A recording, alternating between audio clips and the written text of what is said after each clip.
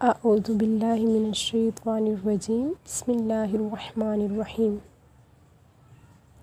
ابو ایوب سے روایت ہے، کہتے ہیں کہ ہم نبی کریم صلی اللہ علیہ وآلہ وسلم کی خدمت میں حاضر تھے۔ کھانا پیش کیا گیا۔ ابتدا میں اتنی برکت ہم نے دیکھی کہ کسی کھانے میں نہیں دیکھی، مگر آخر میں بڑی بے برکتی دیکھی۔ ہم نے عرض کیا، یا رسول اللہ صلی اللہ علیہ وآلہ وسلم، ایسا کیوں ہوا؟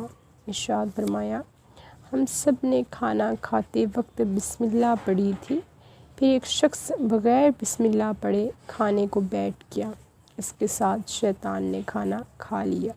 یعنی گھر میں جتنے بھی افراد کھانا کھاتے وقت بیٹھے تو سب کو چاہیے کہ سارے بسم اللہ پڑھیں، یا کھانا کھانے کے درمیان میں کوئی شخص آتا ہے اور وہ کھانا کھانے کے لیے بیٹھتا ہے تو اس کو بھی چاہیے کہ وہ بسم اللہ پڑھ لے۔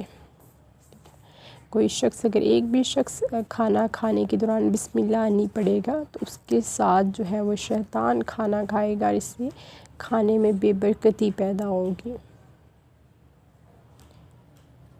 صحیح بخاری اور صحیح مسلم میں ابن عمر بن ابی سلمہ رضی اللہ تعالیٰ عنہما سے مروی ہے، کہتے ہیں میں بچہ تھا، رسول صلی اللہ علیہ وآلہ وسلم کی پرورش میں تھا، کھانا کھاتے وقت میں ہر طرف ہاتھ ڈالتا۔ رسول صلی اللہ علیہ وآلہ وسلم نے فرمایا، بسم اللہ پڑھو، اپنے دائیں ہاتھ سے کھاؤ اور برتن کی اس جانب سے کھاؤ جو تمہارے قریب ہے۔